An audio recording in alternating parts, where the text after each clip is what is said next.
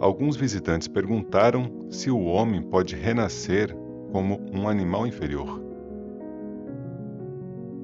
Sim, é possível, como ilustrado pela história escritural já da Bharata. O sábio Bharata havia criado um cervo que havia ficado órfão. O cervo tornou-se tão querido para ele que ele esqueceu sua vida espiritual e pensou apenas no cervo, até o momento de sua morte. O sábio então renasceu como um cervo. O indivíduo é suscetível de progresso espiritual no corpo animal? Não é improvável, embora seja extremamente raro. O que é a graça do guru e como ela funciona? O guru é o ser. Como ele leva à realização? Deus é o mesmo que o guru e o ser. Um indivíduo começa com insatisfação. Não contente com o mundo, ele procura a satisfação dos desejos por meio de orações a Deus. A sua mente é purificada, ele anseia conhecer Deus mais do que satisfazer seus desejos carnais, então a graça de Deus começa a se manifestar. Deus toma a forma de um guru e aparece para o devoto. Ensina-lhe a verdade, purifica a mente por meio de seus ensinamentos e contato, a mente ganha força, é capaz de se voltar para dentro.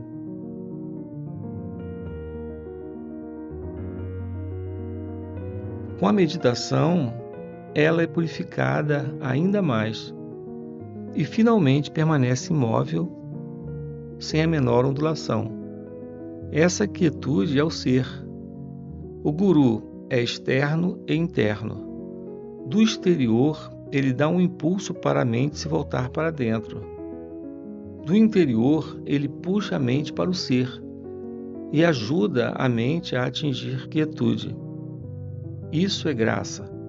Portanto, não há diferença entre Deus, guru e ser. Os visitantes depois fizeram várias perguntas relacionadas à sua presente incapacidade de realizar o ser eterno, já realizado. O sinal de realização seria bem-aventurança, que estava ausente.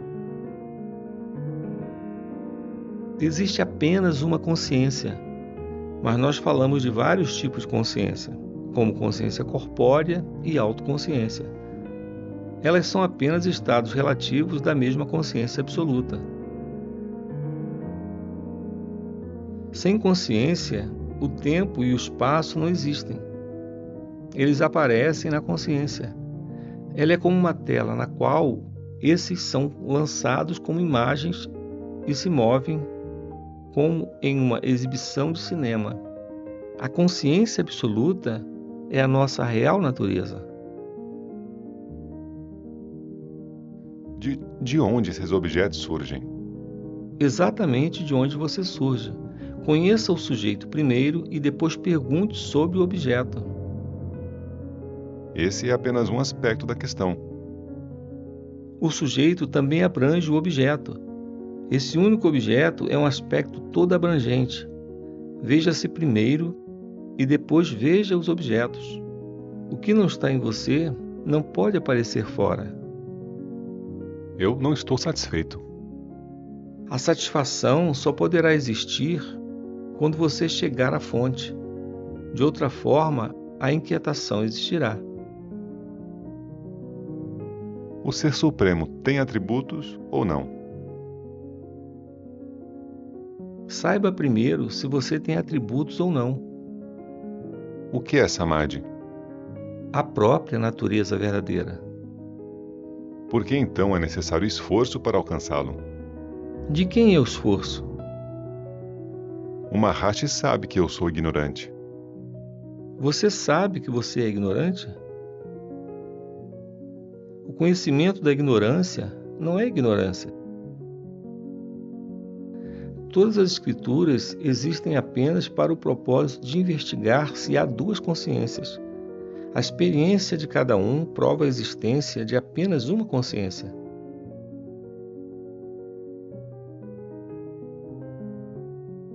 Pode essa consciência se dividir em duas?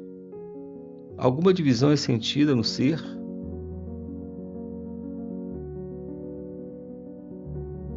Ao despertar do sono, alguém se encontra o mesmo na vigília, bem como nos estados de sono.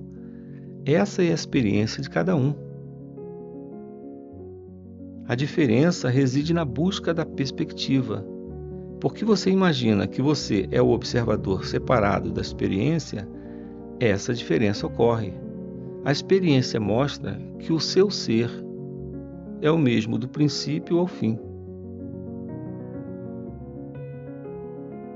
De onde veio a ignorância? Não existe tal coisa como ignorância. Ela nunca surge. Cada um é o próprio conhecimento, mas o conhecimento não brilha facilmente. A dissipação da ignorância é a sabedoria que sempre existe.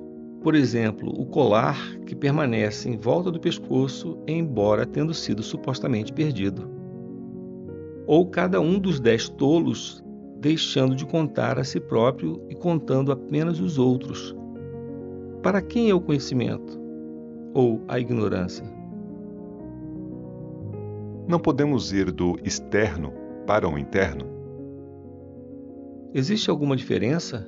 Você sente a diferença externo e interno em seu sono? Essa diferença é apenas em relação ao corpo e surge com a consciência do corpo, o pensamento eu. O chamado estado de vigília é em si uma ilusão. Volte a sua visão para dentro e então o mundo inteiro estará cheio do Espírito Supremo. O mundo é considerado ilusão. A ilusão é realmente a verdade. Mesmo as ciências materiais traçam a origem do universo a uma matéria primordial, sutil, extremamente sutil. Deus é o mesmo tanto para aqueles que dizem que o mundo é real, quanto para os seus oponentes. A sua visão é diferente. Você não precisa se enredar nessas disputas. A meta é uma só para todos. Olhe para ela.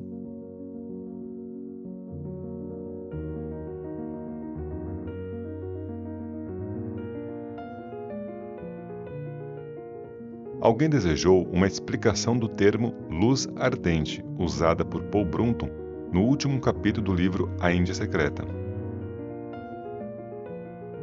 Já que a experiência é através da mente, só ela aparece primeiro como um brilho de luz. As predisposições mentais ainda não foram destruídas. No entanto, a mente está funcionando em sua capacidade infinita nessa experiência. Quanto ao Nirvikalpa Samadhi, isto é, Samadhi de não diferenciação ou repouso indiferenciado, supremo, beatífico, ele consiste em consciência pura que é capaz de iluminar conhecimento ou ignorância. Ele também está além da luz ou da escuridão. Que ele não é escuridão é certo. Entretanto, ele pode ser considerado como não luz? No momento, os objetos são percebidos apenas na luz. É errado dizer que a realização do ser precisa de uma luz? Aqui, luz significaria a consciência que se revela apenas como o ser.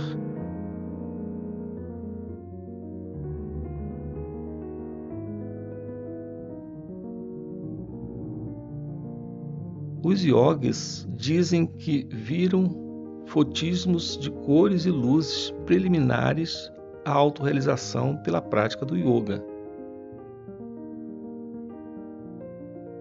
Uma vez, no passado, a deusa Parvati praticou austeridades para realizar o Supremo. Ela viu alguns tipos de luz. Ela os rejeitou porque eles emanavam do ser, deixando o ser como era antes. Ela concluiu que eles não eram supremos. Ela continuou com suas austeridades e experimentou uma luz ilimitada. ela concluiu que essa também era apenas um fenômeno, e não a realidade suprema. Contudo, ela continuou suas austeridades, até que alcançou paz transcendental. Ela percebeu que essa era a suprema, que o ser era a única realidade.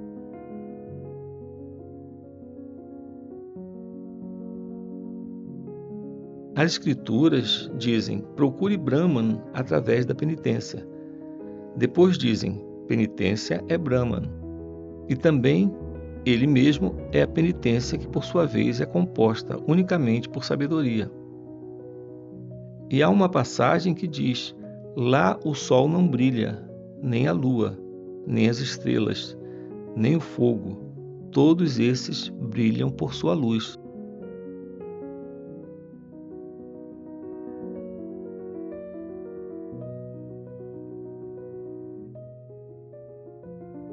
Alguns visitantes fizeram várias perguntas sobre Sri Aurobindo e seus seguidores, querendo saber a opinião do Maharshi. Aurobindo aconselha a rendição completa. Vamos fazer isso primeiro e aguardar os resultados, e discutir mais, se necessário for, depois, e não agora. Discutir experiências transcendentais não é útil para aqueles que não se livraram de suas limitações. Saiba o que é rendição. É fundir-se na fonte do ego. O ego é entregue ao ser. Tudo é amado por nós, por causa do amor do ser. O ser é aquilo ao qual entregamos nosso ego e deixamos o poder supremo. O ser fazer o que quiser. O ego já é do ser. Nós não temos direito sobre o ego, assim como ele é. No entanto, supondo que tivéssemos, devíamos renunciar a eles. E sobre trazer a consciência divina de cima? Como se a mesma já não estivesse no coração?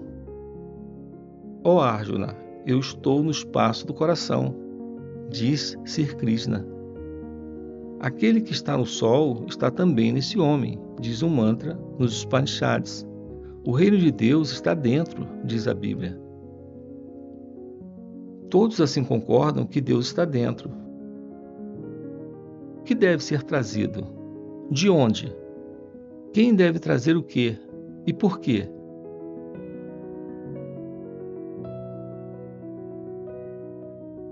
A realização é apenas a remoção de obstáculos ao reconhecimento da realidade eterna e imanente. A realidade é. Ela não precisa ser levada de lugar em lugar. E quanto à afirmação de Aurobindo de começar pela autorrealização e se desenvolver ainda mais? Vamos primeiro realizar e depois ver. Alguns dizem que o ser é realizado primeiro e a alma individual realizada é entregue à alma universal. Só então ela fica completa. A parte é entregue ao todo. Isso seria libertação e união. Outros dizem que a mera autorrealização cessa ao isolar o ser puro. Os Siddhas dizem que aquele que deixa seu corpo para trás não pode atingir Mukti. Eles renascem. Segundo eles, só aqueles cujos corpos se dissolvem no espaço, na luz ou fora da visão alcançam a libertação. Há também outros que exaltam as suas próprias teorias favoritas como as melhores. O fato é, a realidade existe. Ela não é afetada por discussões. Permaneçamos como realidade e não nos envolvamos em discussões fúteis sobre a natureza dela. Um cavalheiro de aparência triste disse que praticou Hatha Yoga e alguma contemplação ao longo das linhas de Eu sou Brahman. Em alguns momentos, um vazio prevalece. Seu cérebro é aquecido e ele fica com medo da morte. Ele quer orientação do Maharshi. Quem vê o vazio? Eu sei que eu vejo. A consciência que contempla o vazio é o ser. Isso não me satisfaz, eu não consigo perceber isso. O medo da morte é somente após o pensamento eu surgir. A morte de quem você teme? De quem é o medo? Existe a identificação do ser com o corpo. Enquanto houver isso, haverá medo. Mas eu não estou ciente do meu corpo. Quem diz que ele não está ciente? Eu não entendo. Qual é exatamente seu método de meditação? Eu repito, eu sou Brahman. Eu sou Brahman é apenas um pensamento. Quem diz isso? O próprio Brahma não diz isso. Qual é a necessidade de dizer isso? Nem o eu real diz isso, pois o eu sempre permanece como Brahman.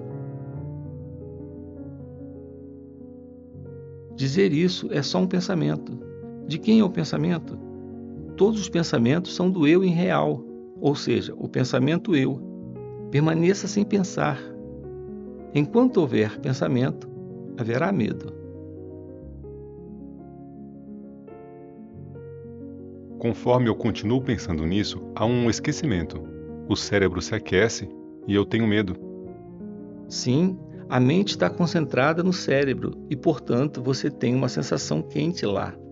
Isso é por causa do pensamento eu. Enquanto houver pensamento, haverá esquecimento. Existe o pensamento eu sou Brahman. O esquecimento sobrevém, então o pensamento eu surge e, simultaneamente, o medo da morte também. O esquecimento e o pensamento são apenas para o pensamento eu. Segure-o, ele desaparecerá como um fantasma. O que resta é o eu real. Esse é o ser.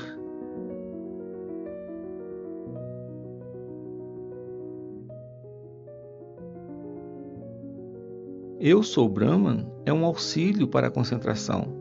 Ele afasta outros pensamentos. Só aquele único pensamento persiste. Veja de quem é aquele pensamento. Será descoberto que ele é do eu. De onde é o pensamento eu?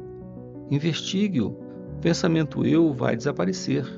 O Ser Supremo resplandecerá por si mesmo. Nenhum esforço adicional é necessário.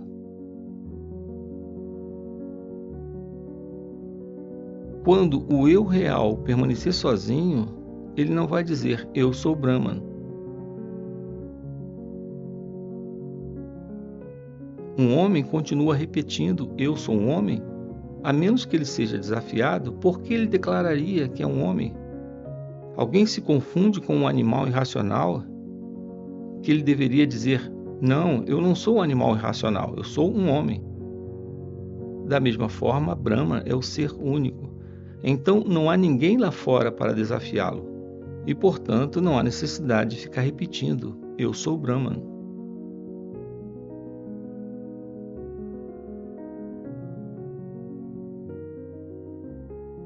Um professor de física perguntou sobre livre-arbítrio e destino. De quem é isso? É meu. Você pode dizer. Você está além da vontade e do destino. Permaneça assim e você transcenderá ambos. Esse é o significado de conquistar o destino pela vontade. O destino pode ser conquistado. O destino é o resultado das ações passadas. Pela associação com os sábios, as más tendências são superadas. As experiências de alguém são então vistas em sua própria perspectiva. Por exemplo, eu existo agora, eu sou o desfrutador. Eu desfruto dos resultados da ação. Eu existi no passado e existirei no futuro. Quem é esse eu?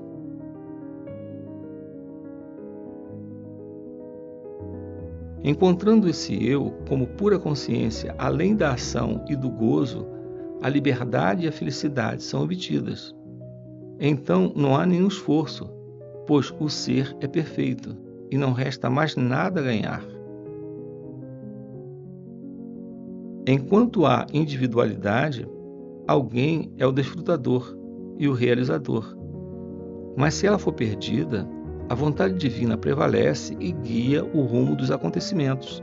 O indivíduo é perceptível para os outros que não pode perceber a força divina.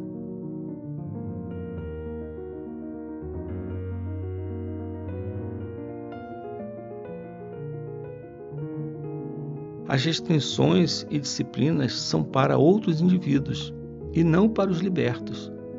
O livre-arbítrio está implícito nas injunções das Escrituras como bom. Ele implica em superar o destino. Isso é feito pela sabedoria. O fogo da sabedoria consome todas as ações. A sabedoria é adquirida pela associação com os sábios, ou melhor, com a sua atmosfera mental.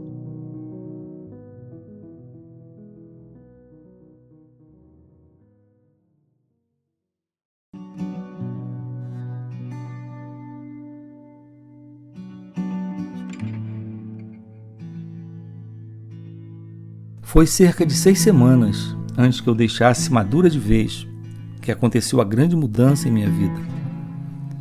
Foi bastante inesperado.